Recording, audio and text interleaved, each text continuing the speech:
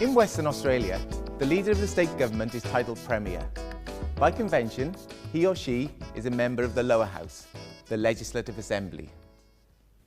In this house, government members sit to the right of the Speaker, with the Premier sitting here in the front row, surrounded by his or her ministers.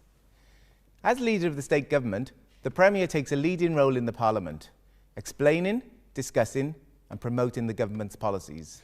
At the election in March, we committed to keeping Western Australia strong. Since we arrived in office, 120,000 new jobs have been created in Western Australia. We now have the lowest unemployment rate in Australia. The Premier, as leader of the government and a minister, will play a major part in the debates and will often receive a significant number of questions from the opposition during question time. Premier, I refer to the housing crisis resulting in regional towns facing near 0% vacancy rates and the Pit Crew Consulting Services report published by the Chamber of Minerals and Energy.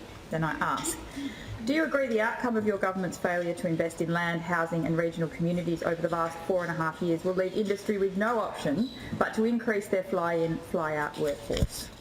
We understand it's an issue. We're holding a skills summit. We're looking for alternative solutions for the state of Western Australia.